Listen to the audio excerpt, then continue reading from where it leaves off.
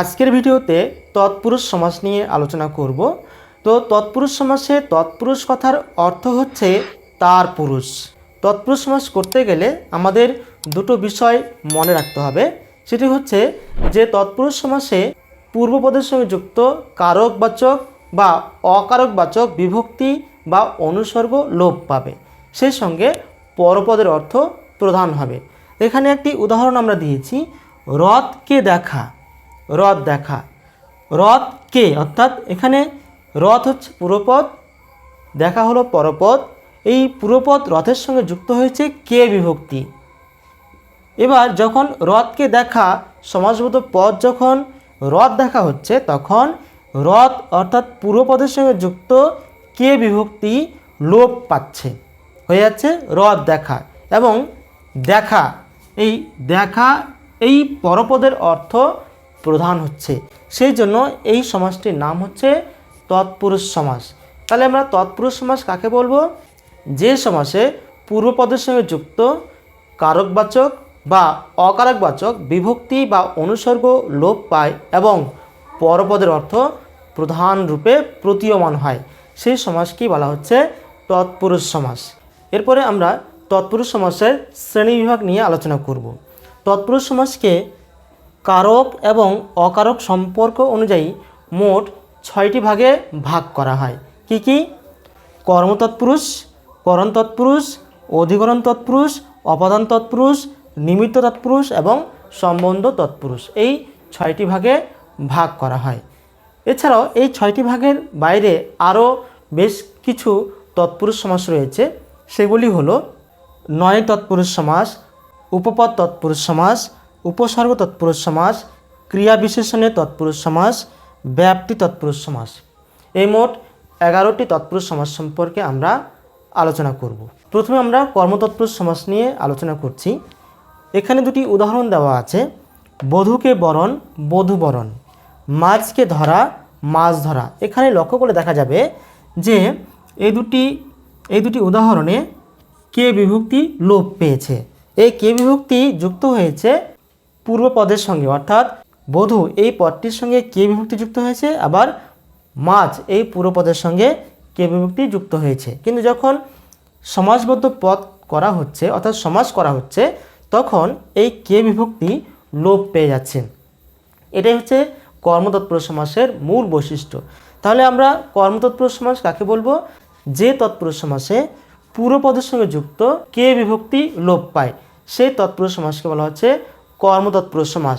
কর্মতৎপুরুষ সমাসে একমাত্র কে বিভক্তি লোপ পাবে, অন্য বিভক্তি লোপ পাবে না। এরপর হচ্ছে করণ তৎপুরুষ সমাস। করণ তৎপুরুষ সমাসে পূর্বপদের সঙ্গে যুক্ত কারকবাচক বিভক্তি বা অনুসর্গ লোপ পাবে। এখানে বিশেষ করে দ্বারা এই অনুসর্গটি লোপ পাবে। যেমন এখানে দুটি উদাহরণ দেওয়া আছে, যন্ত্র দ্বারা চালিত, যন্ত্র চালিত, রোগ দ্বারা আক্রান্ত, রোগাক্রান্ত। অর্থাৎ কোনো কাজ কারো দ্বারা সম্পন্ন হবে, এরকম বোঝাবে করণ তৎপুরুষ সমাসে। তাহলে এই দুটি উদাহরণ আমরা কি দেখলাম এখানে পূর্বপদ যন্ত্র, এই যন্ত্রের সঙ্গে দ্বারা অনুসর্গ যুক্ত ছিল, যখন সমাস করা হয়েছে তখন দ্বারা এই অনুসর্গটি লোপ পেয়ে হয়েছে যন্ত্রচালিত। একই রকমভাবে রোগ দ্বারা আক্রান্ত, রোগ এই পূর্বপদের সঙ্গে দ্বারা অনুসর্গ যুক্ত ছিল, কিন্তু যখন সমাস করা হয় তখন হয়ে যায় রোগাক্রান্ত, অর্থাৎ দ্বারা অনুসর্গটি লোপ পেয়েছে। এটাই হচ্ছে করণ তৎপুরুষ সমাসের মূল বৈশিষ্ট্য। তাহলে করণ তৎপুরুষ সমাস আমরা কাকে বলবো? যে তৎপুরুষ সমাসে পূর্বপদের সঙ্গে যুক্ত করণকারকবাচক বিভক্তি বা অনুসর্গ লোপ পায়, বিশেষ করে দ্বারা এই অনুসর্গটি লোপ পাবে, তখন তাকে বলা হবে করণ তৎপুরুষ সমাস। এরপর অধিকরণ তৎপুরুষ সমাস সম্পর্কে আলোচনা করছি। অধিকরণ তৎপুরুষ সমাস কখন হবে? যখন অধিকরণ কারকবাচক বিভক্তি বা অনুসর্গ লোপ পাবে, বিশেষ করে অধিকরণ কারকবাচক এ অন্তস্থ অ তে বিভক্তি লোপ পায়। তাহলে এখানে দুটি উদাহরণ আমরা দিলাম, বনে বাস, বনবাস।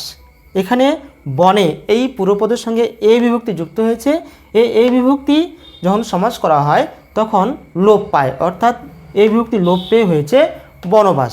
একই রকমভাবে গৃহে প্রবেশ, গৃহ এই পূর্বপদের সঙ্গে এ বিভক্তি যুক্ত হয়েছে, এই এ বিভক্তি যখন সমাস করা হয় তখন লোপ পেয়ে হয়েছে গৃহপ্রবেশ, অর্থাৎ এখানে এ বিভক্তি লোপ পেয়েছে এবং এই দুটি উদাহরণেই পরপদ অর্থাৎ বাস এবং প্রবেশ এই দুটি পদের অর্থাৎ উত্তর পদ বা পরপদের অর্থ প্রধান হয়েছে। সেই জন্য এই দুটি উদাহরণ অধিকরণ তৎপুরুষ সমাসের উদাহরণ। তাহলে অধিকরণ তৎপুরুষ সমাস আমরা কাকে বলবো? যে তৎপুরুষ সমাসে পূর্বপদের সঙ্গে যুক্ত অধিকরণ কারকবাচক বিভক্তি বা অনুসর্গ, বিশেষ করে বিভক্তি এ বিভক্তি অন্তস্থ অবিভক্তি বা তে বিভক্তি লোপ পায় এবং পরপদের অর্থ প্রধান হয়, সেই তৎপুরুষ সমাসকে বলা হচ্ছে অধিকরণ তৎপুরুষ সমাস। এরপর অপাদান তৎপুরুষ সমাস। অপাদান তৎপুরুষ সমাসের ক্ষেত্রে কি হয়?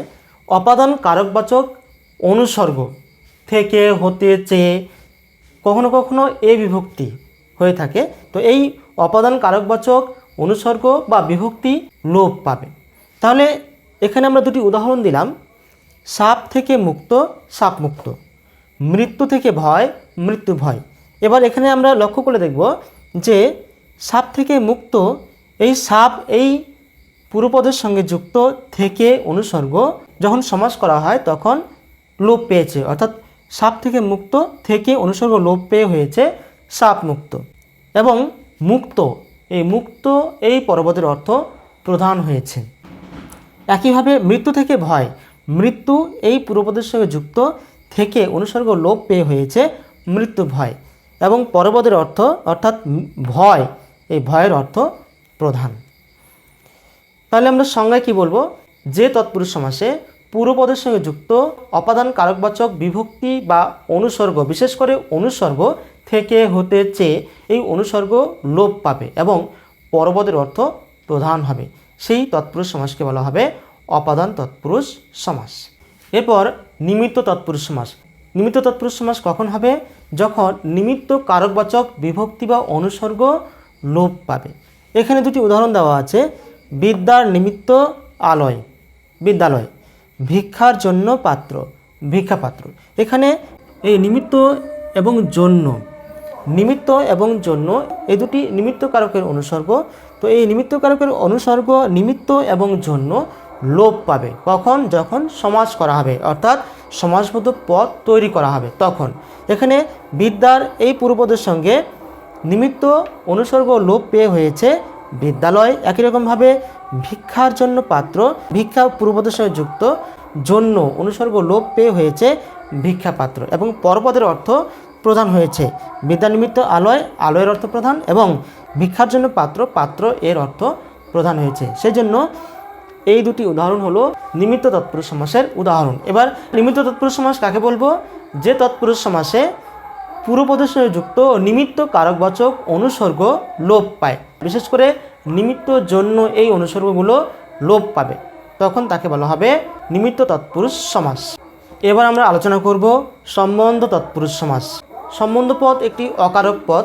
তো সম্বন্ধ পদের যে বিভক্তি অর্থাৎ র এবং এর বিভক্তি কি হবে? পূর্বপদের সঙ্গে যুক্ত র বা এর বিভক্তি লোপ পাবে এবং পরপদের অর্থ প্রদান হবে, তখন হবে সম্বন্ধ তৎপুরুষ সমাস। যেমন এখানে দুটি উদাহরণ দেওয়া আছে, দেশের বন্ধু, দেশ বন্ধু। এখানে দেশের, দেশ এই মূল পদের সঙ্গে এর বিভক্তি যুক্ত হয়েছে। দেশ হচ্ছে এখানে পূর্বপদ, এই পূর্বপদের সঙ্গে যুক্ত এর বিভক্তি সমাস করার সময় লোপ পেয়েছে, লোপ পেয়ে হয়েছে দেশ বন্ধু, দেশের বন্ধু, দেশ বন্ধু।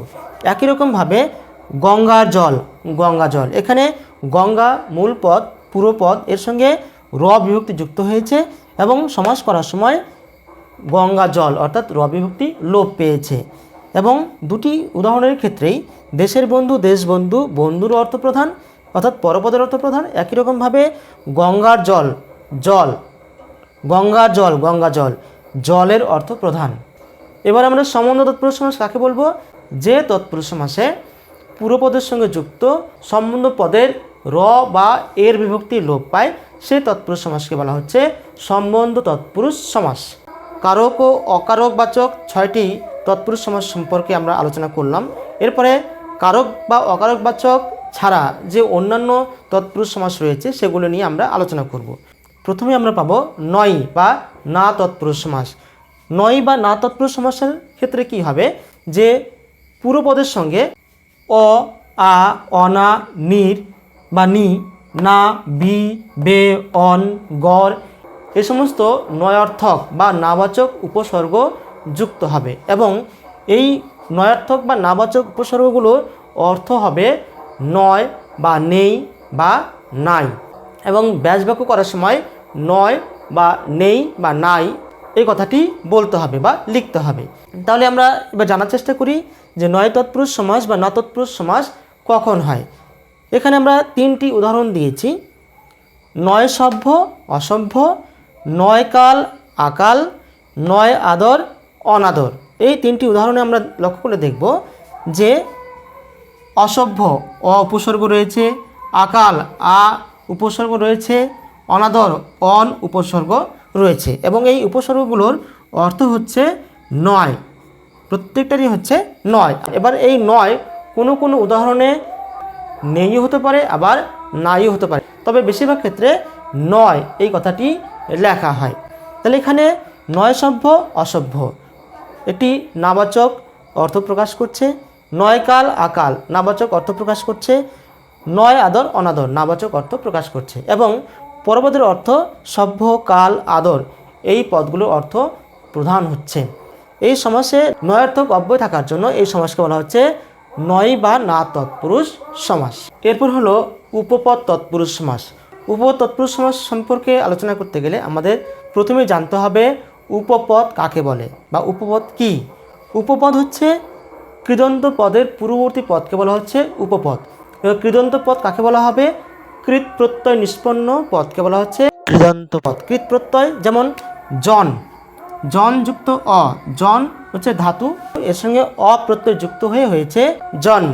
তো এই জন্ম হচ্ছে কৃদন্ত পদ, অর্থাৎ কৃত প্রত্যয় নিষ্পন্ন পদ হচ্ছে কৃদন্ত পদ। কৃত প্রত্যয় কখন হয়? ধাতুর সঙ্গে যখন প্রত্যয় যুক্ত হয় তখন তাকে বলা হয় কৃত প্রত্যয়। তো কৃত প্রত্যয় নিষ্পন্ন যে পদ সেই পদই হচ্ছে কৃদন্ত পদ। তো কৃদন্ত পদ জন্ম, এর আগের পদ অর্থাৎ পঙ্ক, এই পঙ্ক পদটি হচ্ছে উপপদ। তাহলে এই পঙ্ক হচ্ছে উপপদ। তাহলে উপপদ কাকে বলা হবে? কৃত প্রত্যয় নিষ্পন্ন অর্থাৎ কৃদন্ত পদের পূর্ববর্তী পদকে বা আগের পদকে বলা হচ্ছে উপপদ। এই উদাহরণে পঙ্ক জন যুক্ত অ সমান সমান পঙ্কজ। পঙ্কজের পঙ্ক হচ্ছে উপপদ এবং জ হচ্ছে কৃদন্ত পদ। জন্ম এই পদটির সংক্ষিপ্ত রূপ হচ্ছে জ। উপতৎপুরুষ সমাসের ক্ষেত্রে ব্যাস বাক্য হবে যে দিয়ে, অর্থাৎ শেষে একটি যে আসবে। যেমন নির্দান করে যে, নিরদ, মধু পান করে যে, মধুপ, জলে চরে যে, জলচর। এখানে প্রত্যেকটাতেই দেখা যাচ্ছে ব্যাস বাক্যের শেষে একটি যে এসেছে, অর্থাৎ ব্যাস বাক্য হচ্ছে যে দিয়ে। তাহলে এখানে নির্দান করে যে নিরদ, মধুপান করে যে মধুপ, জলে চরে যে জলচর। একই রকমভাবে অগ্রজ অগ্রে জন্মে যে, অনুজ অনুতে জন্মে যে, বর্ণচরা বর্ণচুরি করে যে, সর্বগ্রাসী সর্বগ্রাস করে যে।